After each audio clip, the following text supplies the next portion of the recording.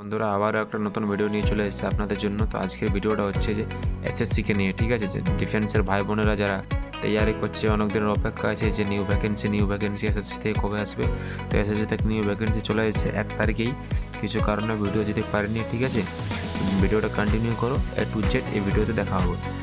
এখানে দেখি চলো, এটা হচ্ছে এসএসসির নোটিশ। এখানে নোটিশে কী দেওয়া হয়েছে কী দেওয়া হয়নি। এখানে এসএসসির এখানে যে ফর্ম ফিল আপের ডেট দিয়েছে 1 তারিখ 12 মাস 2025 টু 31 তারিখ 12 মাস 2025, মানে এই ডেটের মধ্যে তোমাদেরকে ফর্ম ফিল আপ করতে হবে, ঠিক আছে? ফর্ম ফিল আপ হয়ে যাওয়ার এখানে অ্যাপ্লিকেশনের লাস্ট ডেট দিয়েছে 31 তারিখ 12 মাস 2025, ঠিক আছে? এখানে ফি পেমেন্টের লাস্ট ডেট দেওয়া আছে 1 তারিখ 1 মাস 2026, মানে এই ডেটের মধ্যে ফি পেমেন্ট করতে হবে। যদি ফি পেমেন্ট না করেন তাহলে আপনার ফর্ম ফিল আপ গেল, ঠিক আছে? আপনার ফর্ম ফিল আপ নেই আর। এখান থেকে কারেকশন ডেট দেওয়া 8 তারিখ 1 মাস 2026, এখানে 10 তারিখ 1 মাস 2026 পর্যন্ত আপনি কারেকশন করতে পারবেন, ঠিক আছে? আর এখানে যে কম্পিউটার বেসিক এক্সামিনেশন সেটা দেওয়া আছে এখানে তো দেখুন, ফেব্রুয়ারি থেকে এপ্রিল 2026-এর মধ্যে হবে, ঠিক আছে? এটা হয়ে যাওয়ার পর চলুন নিচে দেখি যে নিচে কী দেওয়া আছে।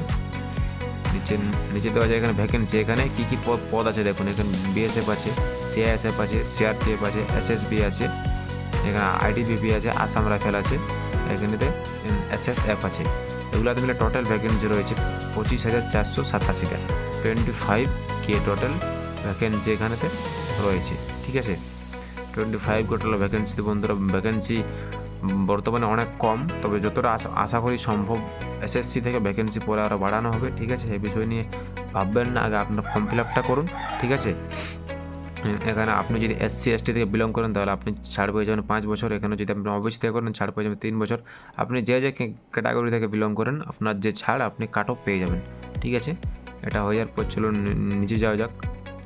নিচে সে মতো কিছু দেওয়া নেই এখানেতে। আশা করি যে এক্সামের প্যাটার্ন, ওই প্যাটার্নটা দেওয়া থাকবে এখানেতে। দেখুন এখানে যদি আপনার এনসি সার্টিফিকেট থাকে, এনসিসি বি, এনসিসি এ, এখানে যে ম্যাক্সিমাম মার্কস অফ এক্সামিনেশন সেটা দেওয়া আছে দেখুন।